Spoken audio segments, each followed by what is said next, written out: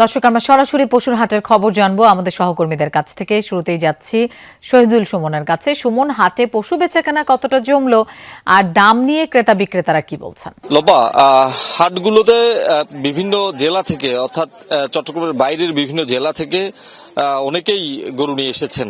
তবে এখনো পর্যন্ত বেচা বিক্রি শুরু হয়নি। অনেক বিক্রেতার সাথে আমার কথা হয়েছে, তারা বলছে যে তারা প্রায় সপ্তাহখানেক ধরে এখানে এসেছেন চট্টগ্রামের বাজারগুলোতে, তবে এখনো পর্যন্ত খুব বেশি বিক্রি তারা করেছেন এমনটি আসলে বলছেন না। তারা বলছেন যে কিছু ক্রেতা আসছেন যারা দর যাচাই করছেন, বাজার বোঝার চেষ্টা করছেন। হয়তো আগামীকাল শুক্রবার বন্ধের দিন, আগামীকাল থেকে আসলে বেচা কেনা শুরু হবে এমনটি আসলে প্রত্যাশা করছেন এখানকার যারা বিক্রেতারা রয়েছেন তারা। তবে ক্রেতারা বলছেন যে গত বছরের তুলনায় এবার দাম কিছুটা বেশি, সেটিও আসলে এখানকার যারা বিক্রেতারা রয়েছেন তারা স্বীকার করছেন। তারা বলছেন যে গোখাদ্যের দাম বাড়ায়, এমনিতে লালন পালন খরচ বেড়েছে, তার উপর এবার জ্বালানি তেলের যে মূল্য বৃদ্ধি, সেই মূল্য বৃদ্ধির কারণে কিন্তু পরিবহন খরচ বেড়েছে, যার কারণে তাদেরকে বাধ্য হয়ে যে কেনা দাম তার সাথে এইসব খরচ যুক্ত করেই আসলে বেশি দামে বিক্রি করতে হচ্ছে। চট্টগ্রামে এবার 3টি স্থায়ী হাট রয়েছে নগরীতে, এবং সেই সাথে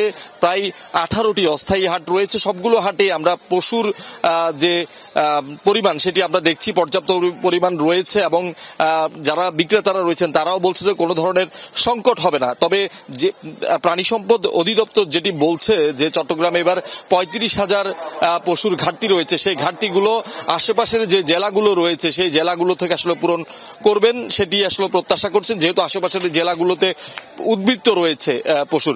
সব মিলিয়ে আমরা দেখছি বিভিন্ন যে আকার বা যে আকৃতির সেই পশুগুলো এসেছে। বিশেষ করে ছোট যে গরুগুলো সেগুলোর আসলে দাম কিছুটা বেশি, বড় যে গরুগুলো, কারণ এই যে ছোট যে পশু সেই পশুর চাহিদা কিছুটা বেশি। চট্টগ্রামে দেখছেন যে দর্শনার্থীরা আসছেন, তারা বাজার যাচাই করার চেষ্টা করছেন। এখানে যারা আসছেন তাদের বেশিরভাগেরই কিন্তু আসলে আমরা দেখছি শিশু, তারা বিভিন্ন বাজার ঘুরে ঘুরে তারা আসলে কোরবানির যে পশু সেটি আসলে দেখছেন। আমরা এখানে দেখছি জাল নোট শনাক্তে যেমন বিভিন্ন মেশিন বা ব্যাংকের কর্মকর্তারা রয়েছেন, তেমনি কিন্তু আইন শৃঙ্খলা বাহিনীর যারা সদস্যরা রয়েছেন তারাও কিন্তু আমরা দেখছি এখানে সার্বক্ষণিক যে নিরাপত্তা ব্যবস্থা সেটি করছেন, এবং একই সাথে যে হাট কর্তৃপক্ষ যারা রয়েছেন ইজারাদাররা তারাও কিন্তু সিসি ক্যামেরার মাধ্যমে পুরো বাজারটি আসলে তারা মনিটরিং করছে।